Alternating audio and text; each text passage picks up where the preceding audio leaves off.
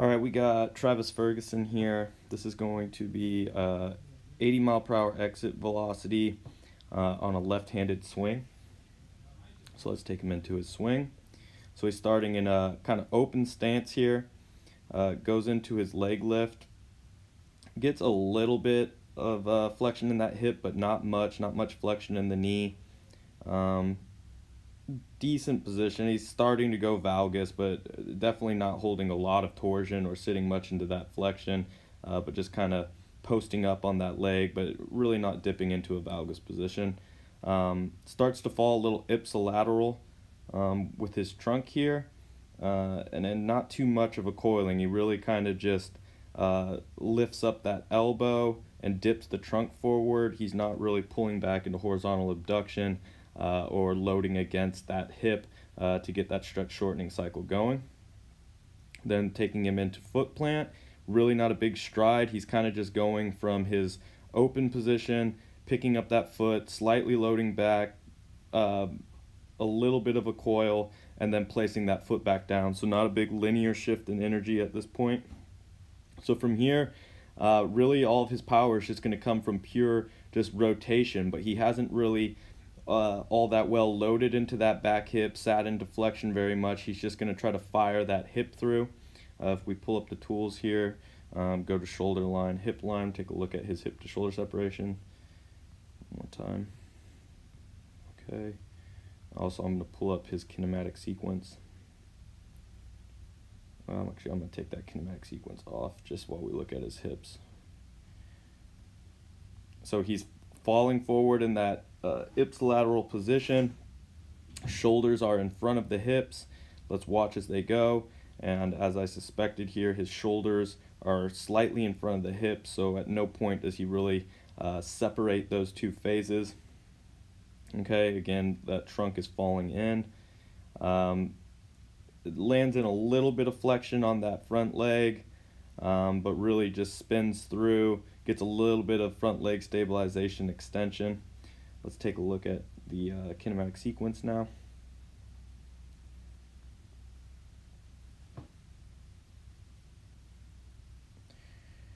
That's sensors on his opposite hip, so that's why it's in the negative here. But just pretend that it's in the positive. So let's see, this red line is going to be his pelvis. Neon green is his chest. And that yellow is his trail arm. So we see pelvis peaking at 630 degrees per second. At the same time, his chest is going and peaking. So that's what we're seeing with the two lines, is they're peaking right on top of each other. So you're just seeing again that he's not separating his hip from the shoulders. He's not going in order with the kinematic sequence. Really, the hips and shoulders are going at the same time, so it doesn't give it an opportunity to build power off one another, going from hips to trunk and shoulders to the arms, and then the final link would be the bat. So chest peaking at 889. At the same time, his trail arm is peaking as well. So really all of his hips, his trunk, and his arms are all peaking together, so they're not building off one another as he goes into his swing. So really ideally doing a better job of loading into that back hip, sitting more into flexion, loading more into that posterior chain, driving that hip through and delaying his shoulder and arm rotation. Ideally too, in his coiling phase, getting more horizontal abduction, pulling those two apart, pulling the hip and shoulders apart, then driving that hip through. That'll get that pelvis to peak at a higher level, and then build energy from there. So the chest peaks higher, then the arms peak higher, and then the bat would peak higher as well. He does a good job of staying behind that front leg, stabilizing, extending into it, but could just do a lot better job of firing his hips, loading into his backside, and using that back hip much more efficiently to produce more exit velocity through the kinetic chain.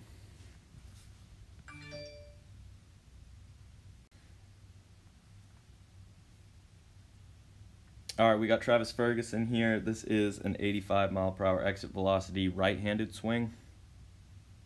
So let's take him into the swing. So he starts from that open stance just like he does on his left side, gets a leg kick here, but he loads much better. It's still not great, but he's loading into that back hip and sitting more into his posterior chain, a little more flexion in the knee as opposed to his left side. Let's take a look at how he coils that upper body here. Still not great. He's really following it to lateral again, falling in towards the pitch.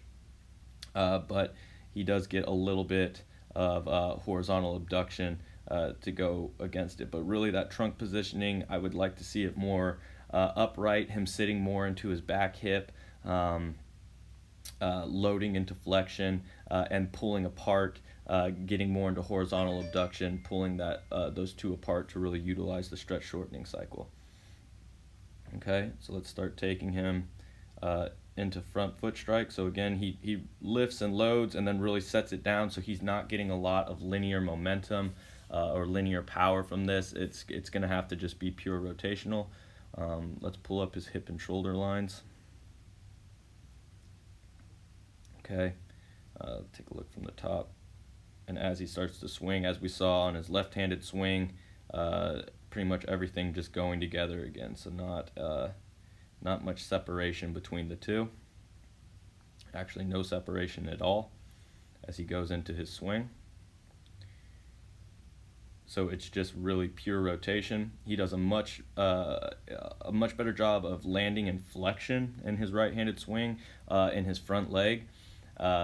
So that's going to give him, he'll be able to stabilize and extend into that as you see him do with that front leg. So he lands in flexion, stabilizes, and extends back into it to really accelerate and rotate off of that front leg, but use that front leg extension to accelerate the bat. Let's pull up his Kinematics Sequence. Okay, so we've got the red line being his pelvis, so he's peaking at 708. So he's peaking at a higher degrees per second as opposed to his left-handed swing, so a lot more power through that back hip. Chest is peaking at 997, and then his trail arm is peaking at 1267. But we see again his pelvis is peaking, trail arm then peaks next, and then his chest is peaking behind that. So the kinematic sequence is still out of order, but he's done a little bit better on this one. The arms are starting to go a little ahead of every other movement, but his pelvis and chest are peaking in the kinematic sequence a little bit better. He just needs to do a better job of trying to delay those arms and give his pelvis and hips more time to drive through to create that hip to shoulder separation into his swing. But again, good job of landing in flexion, stabilizing, extending that front leg, and pretty much the tail of the tape on this is we see he just produced more force through that back hip, which led to higher force production from his chest and that trail arm. So just a slightly better use of the kinematic sequence. He loaded into flexion and that back hip better, drove that hip through a little bit more powerfully, landed in more flexion, and stabilized and extended that through the swing, which led to the exit velocity of 85 miles per hour compared to the 80 on his left side.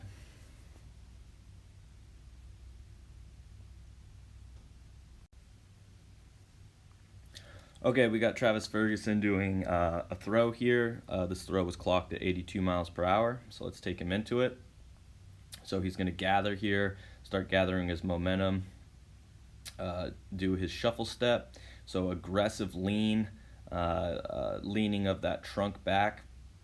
Okay, so he's in a little bit of flexion into that back hip, but not too much of a load, just really trying to pull that front side back. His knee on his drive leg is starting to collapse into a valgus position. as he starts moving forward. Really, you just see that front leg starting to swing out. So not a lot of drive and explosion out of the back leg. It's more of a reach and an opening of the front leg. We pull it to the side, see if we can see. So he's really just kind of swinging and opening that front side into foot strike and not powering and driving that back leg through. This back leg has pretty much just been pulled into that position. So let's pull up his hip and shoulder line at this point. So he's still, the hips are ahead of the shoulders, so he is getting separation, but just look how closed, from this position, how closed those hips still are. So he's doing a good job of separating against it, but if he had a better job of driving that back leg through and gathering his energy better into his drive, those hips would have been pushed through, that stride leg would have landed in more flexion, in a better position to receive energy. But since he didn't have that energy and drive and power towards the target, powering those hips through rotation, his back hip is landing closed at front foot strike, but he's making up for it with a pretty good closed shoulder position. Let's pull up his kinematic sequence.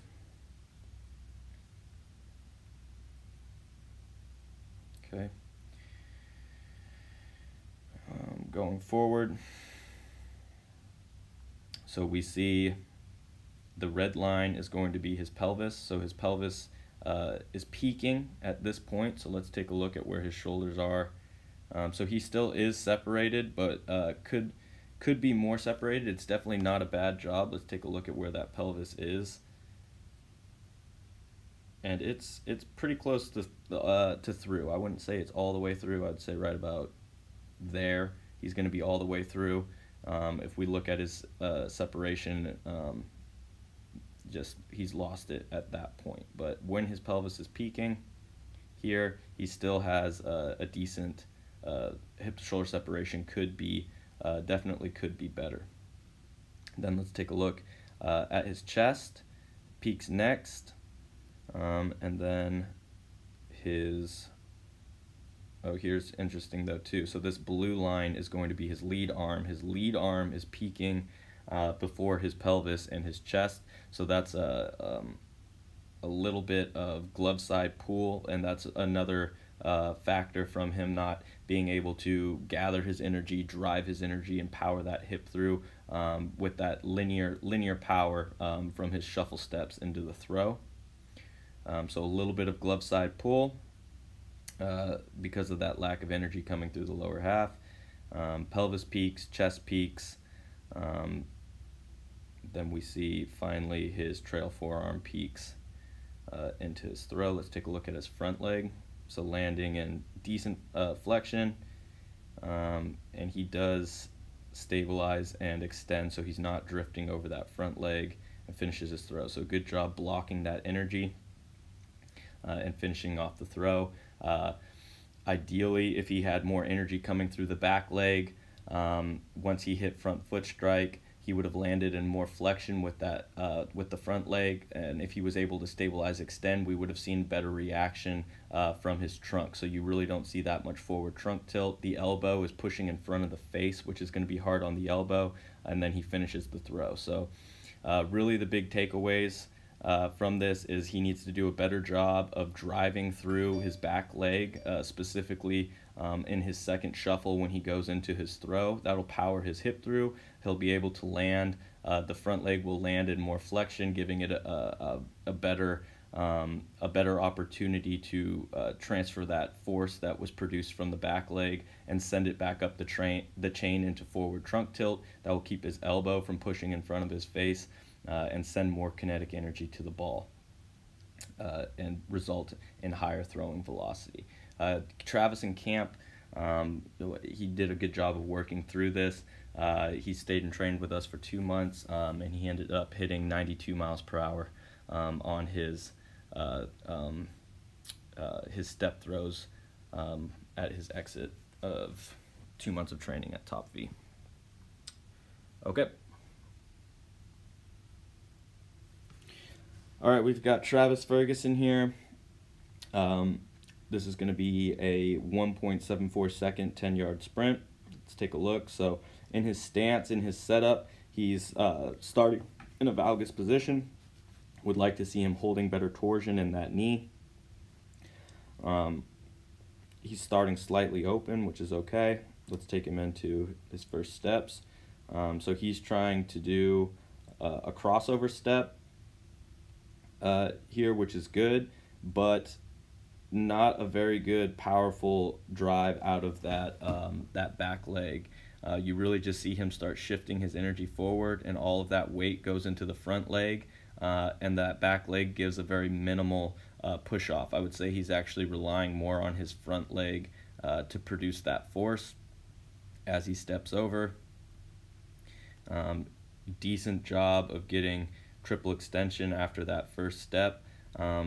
But if we're looking ankle, knee, hip, all the way up through his chest, those force vectors are going to be, I would say, a little too vertical. I think he could do a better job of getting forward trunk lean. So I think he's standing up just a smidgen too much. Specifically off this next step here, that's a very vertical. If we do now looking at ankle, knee to hip, that's very vertical. His trunk is very upright, and he's compensating for it by really just bending at the waist, but not powering through triple extension and getting those force vectors more linear in the direction that we want to go. So again, with each step, you can kind of just visibly draw a line from his foot that's on the ground, from his ankle, his knee to his hip, and that force is pretty much going straight up into the air. We would like it to be facing more towards the target, so he's propelling himself with horizontal ground reaction forces towards the base or ball or whatever he may be sprinting towards.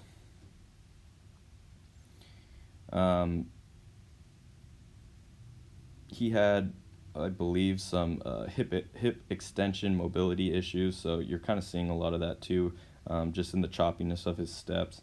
Not great stride length from them, so a lot of that is a mobility issue. So what you'll see a lot with sprinting is form is going to follow function. So if you don't have the power, or you're missing mobility specifically in hip extension, or you've got weak a weak psoas, weak